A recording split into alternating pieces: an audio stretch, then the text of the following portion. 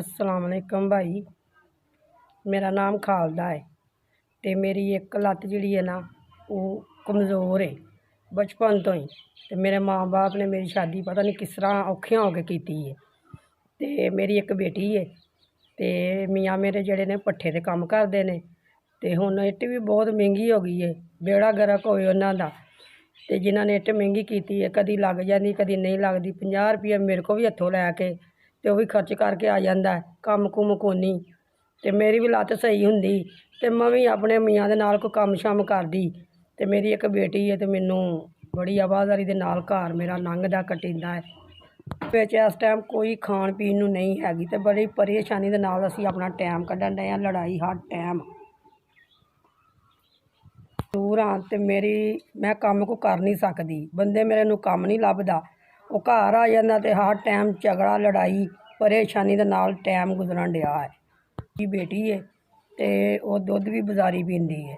तो मैं माँ बाप को किन्ना कु बार बार जाके मंगा, मियाँ मेरे बिल्कुल काम नहीं करते।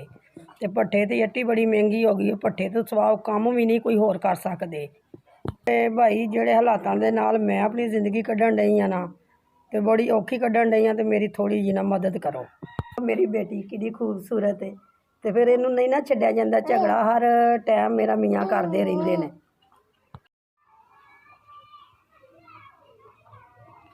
अस्सलाम वालेकुम भाई, तुहाडे वालों मैनू 5000 रुपया मिलिया मदद। अल्लाह ताला तुहानू तंदरुस्ती देवे, अल्लाह ताला सेहत अता करे, अल्लाह सोना तुहानू ज़्यादा तो ज़्यादा देवे, अल्लाह ताला तुहाडे कारोबार च बरकत पाए, अल्लाह सोना तुहानू सेहत देवे।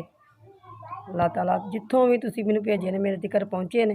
मेरी छोटी जी बच्ची है, तुहाडी बहुत बहुत मेहरबानी। अल्लाह ताला तुहानू तंदरुस्ती देवे, अल्लाह सोना तुहानू बहुत बहुत रिज़्क च इजाफा करे, इतना दूर करे। अल्लाह ताला तुहाड़ियां दिली ख्वाहिशां पूरियां करे, अल्लाह ताला तुहाडा ज़हनी सुकून जिहड़ा बनाई रखे, अल्लाह ताला तुहानू ज़्यादा तो ज़्यादा देवे, अल्लाह ताला तुहाडे रिज़्क च इजाफा करे। वालदा नूं, माँ बाप नूं, भैन भाई नूं, बेटी बेटे नूं, तुहानू अल्लाह ताला तुहानू तंदरुस्ती देवे, अल्लाह ताला तुहानू परेशानियां तो दूर रखे। जिथे भी रहिंदे हो खुश रहो, सलामत रहो। बहुत बहुत मेहरबानी।